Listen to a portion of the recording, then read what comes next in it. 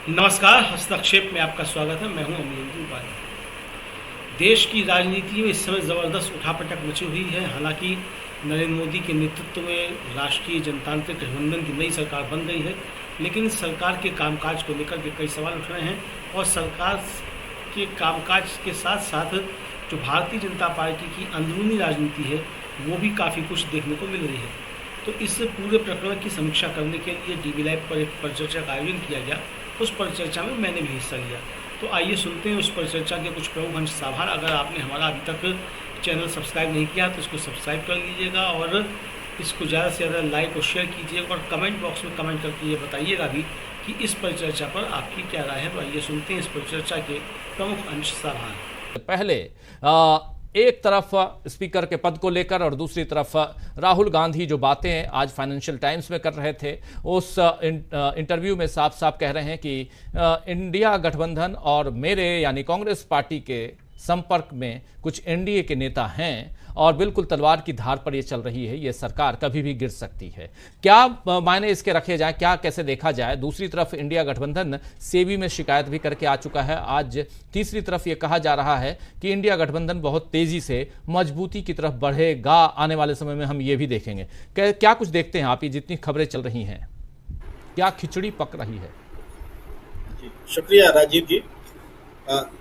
विपक्ष जो राजनीति कर रहा है वो देखिए, आमतौर पर चुनाव के तुरंत बाद विपक्ष ऐसी राजनीति नहीं करता रहा है। एक बार बदले हुए तेवर में है और इसका कारण है कि विपक्ष को लगा कि हम सत्ता में पहुंच सकते थे, कोई कसर बाकी रह गई। ये कसर अपनी तरफ से बाकी रह गई या दूसरे तरफ वालों ने कुछ घपला किया, ये अलग बात है, लेकिन एक कसक है। तो ये एहसास सबको है कि हम जीतते जीतते रह गए और ये एहसास सबको है कि हम हारते हारते रह गए। ये दोनों बातें हैं। तो इसी हिसाब से हर बात पर, चाहे स्पीकर हो, चाहे डिप्टी स्पीकर हो, या फिर वो शेयर मार्केट का घोटाला हो जिसको लेकर के कि मांग की गई थी, तो एनडीए के खिलाफ इंडिया गठबंधन एक मोर्चा बनाता हुआ दिख रहा है। और मतलब मोर्चा तो बना ही हुआ है, लेकिन मोर्चे को एक मजबूती से अंजाम देता हुआ दिख रहा है। आमतौर पर पराजय के बाद एक बिखराव होता है, लेकिन वो बिखराव इंडिया गठबंधन में नहीं है। ये बहुत बड़ी बात है, क्योंकि इस पराजय को पराजय मान नहीं रहे हैं कोई, इसको जीत के तौर पे देख रहे हैं। इसका सबसे बड़ा सबूत महाराष्ट्र में मिला, जहां पर कि तीनों प्रमुख पार्टियों ने एक इकट्ठा प्रेस कॉन्फ्रेंस की, बताया कि हम मिलकर लड़ेंगे और ये भी कहा कि हम किसी को लेंगे भी नहीं जो हमारे साथ छोड़कर गए थे। ये एक कॉन्फिडेंस का लेवल है जो महाराष्ट्र में दिख रहा है। बिहार में जरूर जो लोग उम्मीद कर रहे हैं कि नीतीश कुमार आ जाएंगे, देखिए राजनीति में वैसी हैपनिंग की उम्मीद नहीं करनी चाहिए जो हुई नहीं हो सकती हो, तो उसको उस उम्मीद पर राजनीति नहीं चलती।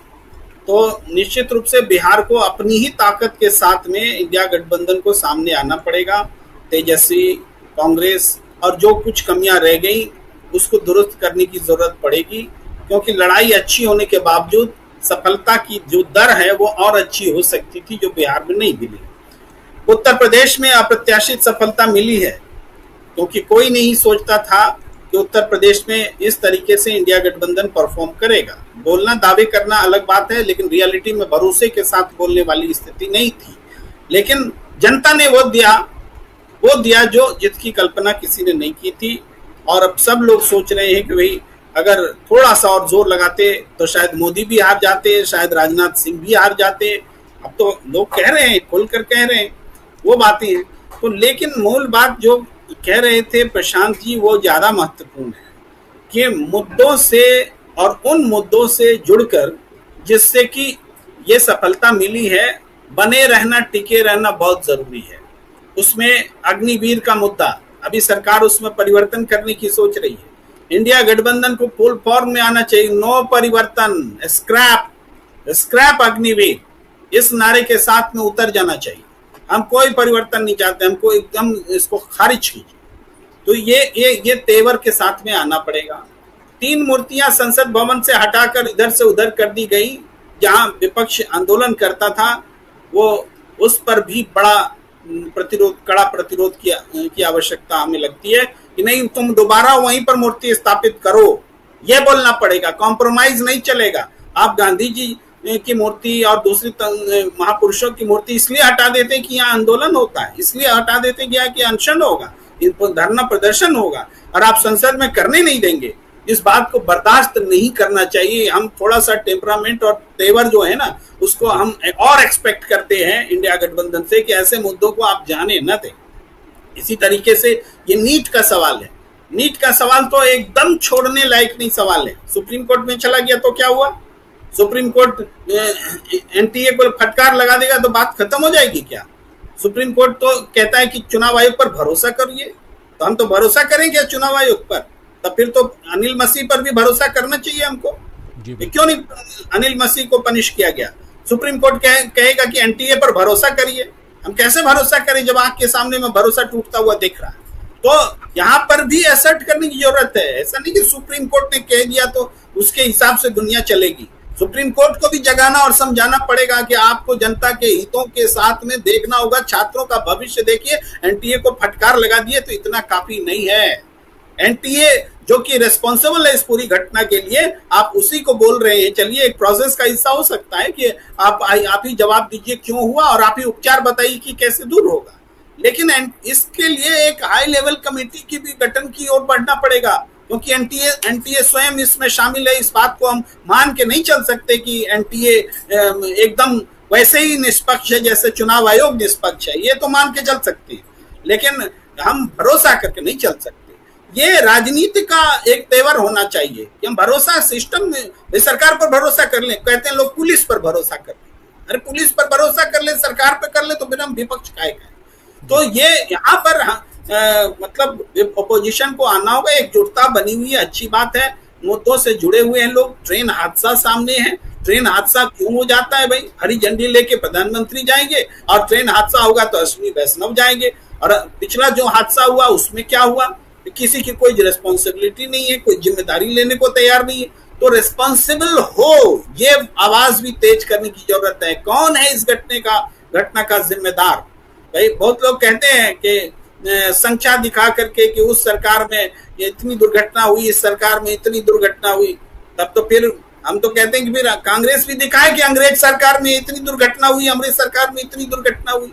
जो भी आने वाली सरकार होगी, पिछली सरकार से बेहतर काम करने की उम्मीद ही तो हम करते हैं।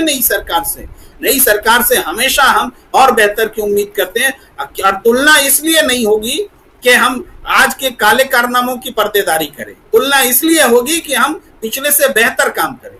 आज तुलना लोग करते हैं कि कांग्रेस के समय की तुलना करके आज के जो काली करतूत है उसको आप नीचे गिराना, दबाना चाहते हैं, उसकी पर्देदारी करना चाहते हैं।